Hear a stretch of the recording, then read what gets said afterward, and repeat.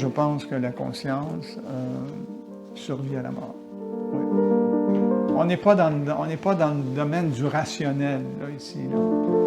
Il dit, quel est le sens que je donne à ma vie? C'est ça la spiritualité. Quel est le sens de mon existence? Être libre, c'est être obligé de choisir.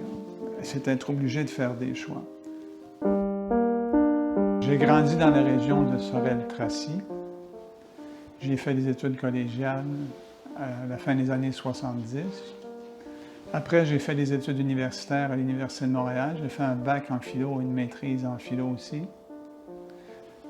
Par la suite, je suis allé enseigner. J'ai enseigné pendant quelques années, 2 ans à Thetford Mines. Je me suis promené un petit peu au Québec dans divers cégeps et j'ai fait ma carrière au cégep de Sorel-Tracy, où j'ai passé 30 ans. Pendant ces années-là, je suis retourné aux études pour aller faire une maîtrise en littérature, cette fois-là à l'Université du Québec à Trois-Rivières. Et par la suite, j'ai enseigné la littérature. Donc, j'ai fait une carrière, au début de ma carrière d'enseignant, j'étais en philo.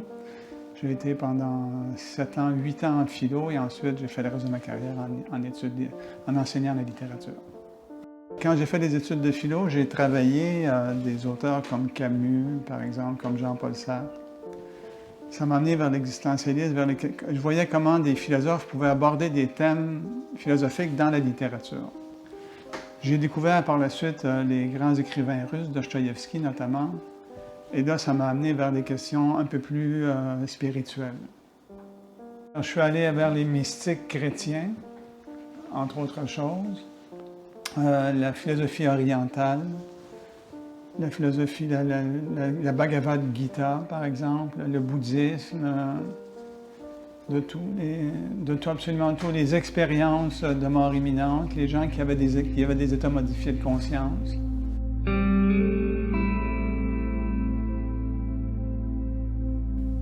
Qu'est-ce que la conscience? Qu'est-ce que c'est que la conscience? Est-ce que la conscience, c'est quelque chose qui est d'origine matérielle? Est-ce que le cerveau produit la conscience? Dans les postulats matérialistes, c'est ce qu'on affirme. Le cerveau produit la conscience. Mais c'est un postulat, ça n'a jamais été prouvé.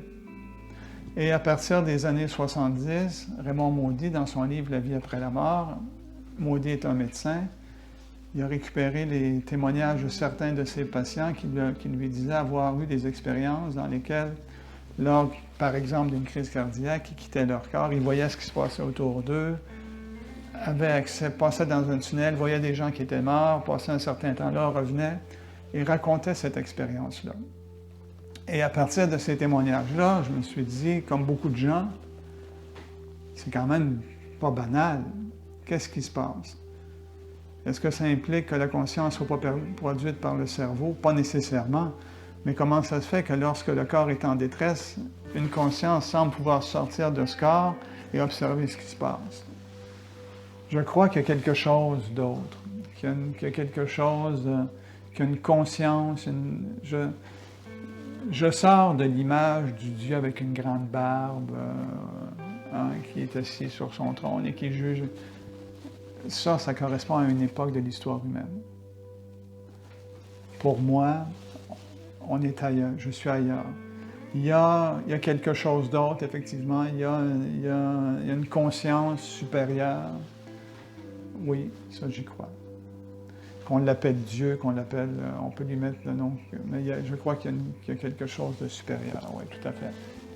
Je demeure un être fondamentalement rationnel, donc j'accepte pas tout. Mais j'accepte qu'il y a des choses que je ne connais pas, qu'il y a des réalités que je ne connais pas et qu'il y a des possibilités. Et je ne peux pas aller plus loin de ça. Quand on parle de spiritualité, on est beaucoup limité parce qu'on ne peut pas en parler en faisant référence aux catégories de la science. On est dans un autre univers, là. Et je ne peux pas exclure le fait que parce que j'ai une compréhension limitée, il n'existe pas quelque chose au-delà de ma compréhension du monde. C'est ça l'affaire, on est dans le domaine des croyances. Et l'être humain n'est pas qu'un être rationnel. Même les gens qui veulent être rationnels, la science, c'est aussi une croyance. Je crois que la méthode scientifique est meilleure pour m'expliquer le monde. Mais c'est une croyance qui donne des résultats dans certains cas, Mais c'est quand même une croyance à la base, comme ceux qui vont croire autre chose. Il y a une croyance là-dedans aussi. Il y a des postulats en science qu'on ne remet pas en question, même s'ils ne sont pas prouvés.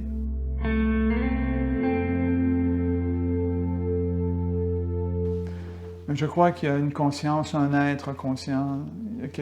Est-ce que j'en participe? Est-ce que je suis issu de ça? Certains vont dire que l'âme, on est une partie de Dieu, donc, ou de cette conscience supérieure. Mais je crois qu'il y a quelque chose. Moi, je crois que s'il y a quelque chose comme l'âme qui existe, il y a une matière différente, comme les quantums de la physique quantique. Il y a une matière différente, mais il y a une matière quand même. Mais je crois que ce qui existe, c'est des changements de dimension une fois qu'on est dans un univers plus spirituel. On continue d'évoluer, donc on change d'univers comme ça. Il y a des morts qui arrivent dans ces mondes-là, oui. Donc qui font qu'on va dans des univers différents, donc on change, semble-t-il, de sorte de corps. Est-ce que ce passage dans un autre univers, c'est pas quelque chose qui relève de la dimension la dimension profonde de l'univers dans lequel on vit? Une solution de continuité entre notre monde et un monde autre, plus spirituel. Je pense que l'univers dans lequel on vit est beaucoup plus complexe que ce qu'on en sait. On est en train de l'approfondir, de comprendre cet univers-là. Juste la physique quantique, ça nous dépasse actuellement. On n'arrive pas à comprendre comment l'univers fonctionne à ce niveau-là. C'est très complexe. Est-ce qu'on peut imaginer que nos corps, notre âme fassent partie de cet univers-là? Et que lorsque notre corps meurt, notre âme a accès à un autre univers qui est imbriqué dans celui-ci, mais de nature différente, mais qui contribue. Est-ce que tout ça ne se tient pas? Moi, je pense que oui. Le monde dans lequel on vit, notre monde matériel, il y a une espèce de solution de continuité avec le monde qui vient. Notre univers matériel fait partie du grand univers, appelons-le comme ça, qui contient et notre univers matériel et les univers spirituels, qu'on appelle spirituels faute de mieux, là. Mais je pense que ça se tient, tout ça. Le postulat matérialiste, peut-être qu'il faut le remettre en question, c'est-à-dire on ne peut peut-être pas tout expliquer par le matérialisme. Je pense que ça, c'est quelque chose qui est important de considérer, parce que le matériel n'explique pas tout, pardon.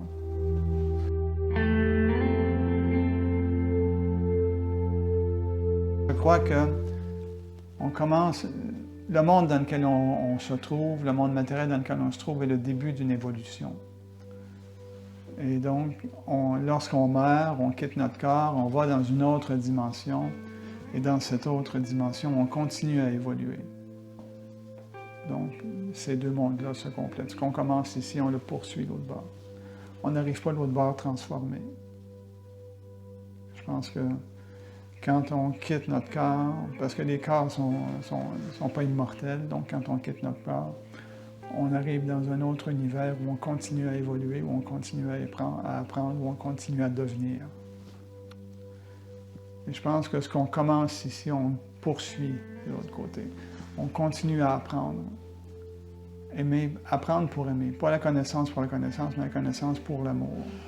Des gens qui ont eu des expériences de mort imminente, ce qu'ils ont rapporté, c'est que une fois dans l'au-delà, il y a une revue de vie qui se fait. Et c'est très particulier, mais ils voient leur vie, ils voient des moments marquants de leur vie. Et les gens qui ont vécu ça et qui sont revenus ensuite, qui ne sont pas morts, qui ont pu revenir par la suite, disaient « Je voyais ce que j'avais fait, et des choses qui étaient positives, c'était agréable, et des choses qui étaient négatives, c'était très douloureux. Si j'avais fait souffrir quelqu'un, au moment où je voyais la scène, j'éprouvais ce que la personne avait éprouvé à ce moment-là. Et ce que certains disaient, c'est que dans la mesure où dans cet univers spirituel, tu ne peux pas te cacher la vérité, il n'y a personne qui te juge. C'est toi qui te juges. C'est toi qui vois ce que tu n'as pas fait. En tout cas, je me base sur ce que les gens ont raconté, ceux qui ont vécu ces expériences-là. Mais pour toi, ça fait du sens. Pour moi, ça a du sens. Donc, je me base sur des témoignages que j'ai lus, que j'ai entendus de gens qui, lors de ces expériences-là, rencontraient des proches. C'est-à-dire, une fois qu'ils avaient quitté leur corps, qu'ils étaient dans appelons ça l'au-delà, faute de mieux, mais dans cette autre dimension, moi j'aime mieux parler d'une autre dimension, rencontraient ces gens-là et ils les touchaient. Ils étaient matériels. C'était pas des êtres diaphanes à travers lesquels la main passait. C'était des êtres, quand ils étaient dans cette dimension-là, ils étaient dans une dimension matérielle, donc différente de la nôtre, puisqu'ils étaient capables de quitter un corps et de revenir dedans, mais une dimension qui était quand même de l'ordre d'une certaine matérialité.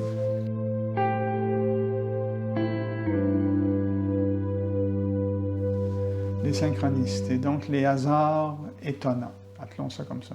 Certains parlent de hasard nécessaire, mais disons que les synchronicités, je donne un exemple personnel que j'ai vécu. J'ai perdu un de mes cousins il y a 6 ans, un cousin dont j'étais très proche, et qui m'avait toujours dit, lorsqu'il a appris qu'il allait mourir, il dit « Moi, je m'en vais rejoindre ta mère », parce qu'il était très près de ma mère.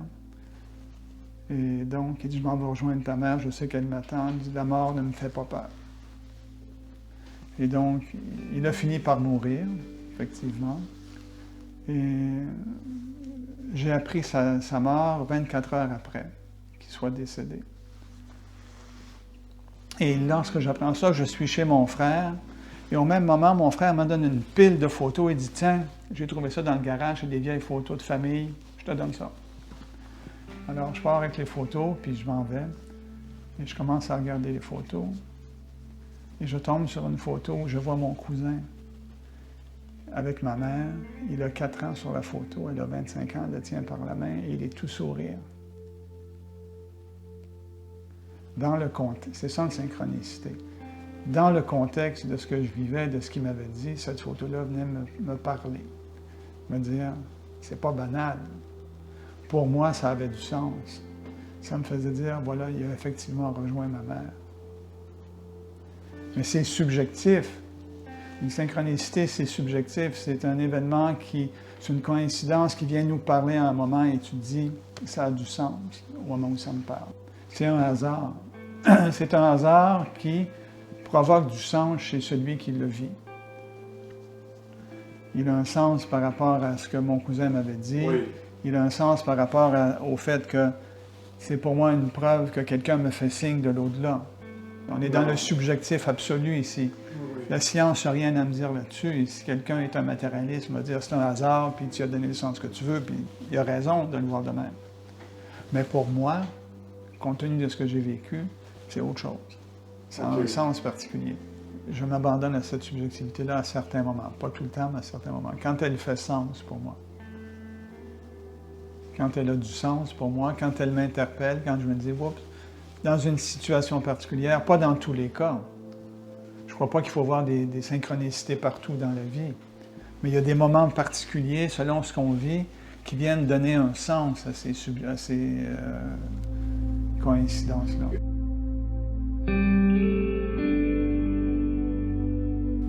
Je pense qu'on ne peut pas parler du sens de la vie si on n'a pas trouvé le sens à sa propre vie dans un premier temps. C'est-à-dire que le sens de la vie passe par le sens de notre vie. La vie, ce n'est pas quelque chose qui est extérieur à moi. Je participe de la vie et si cette vie, de façon générale, a un sens, bien, il faut que je puisse le découvrir dans ma vie particulière à moi. Si je ne le trouve pas dans ma propre vie, je ne vois pas comment je pourrais dire que la vie a un sens. Le but de ma vie, c'est de vivre et c'est de devenir celui que je suis avec le potentiel que j'ai. C'est tout ce que je peux dire. Je ne peux pas aller plus loin que ça. Chaque personne doit trouver un sens à sa vie, doit trouver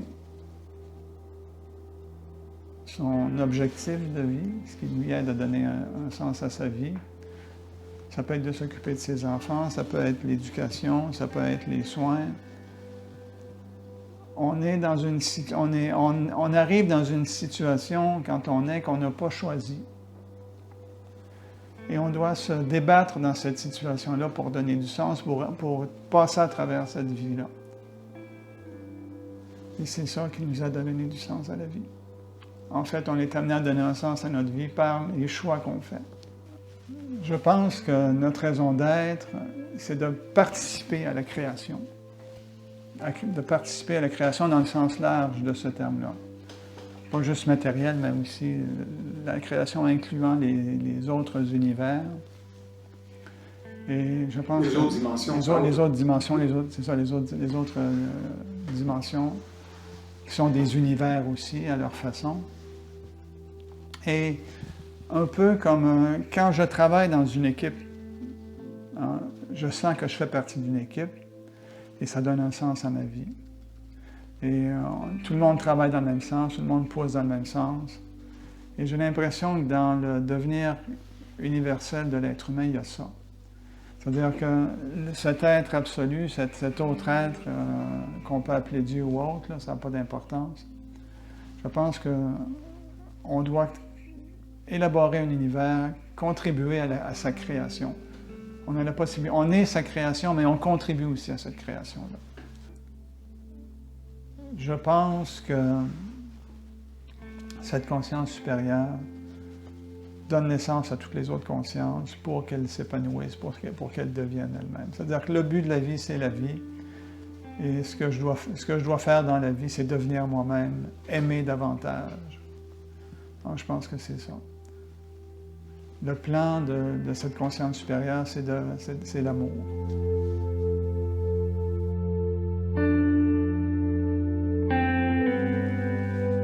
Moi, je pense qu'on est toujours responsable des gestes qu'on pose. On a la possibilité de faire un choix. Okay. L'être humain est libre de choisir. Donc, c'est clair qu'on est des êtres déterminés, en partie déterminés, mais face à ces déterminations-là, on a un certain libre arbitre. Je suis capable d'être conscient que ce que je suis, ce n'est pas un absolu, ça vient du milieu dans lequel j'ai grandi. Si j'avais grandi dans une autre société, je serais probablement différent. Je n'aurais pas exactement les mêmes valeurs, je n'aurais pas exactement la même façon de penser. Et ça, je suis capable d'en être conscient. C'est pas banal.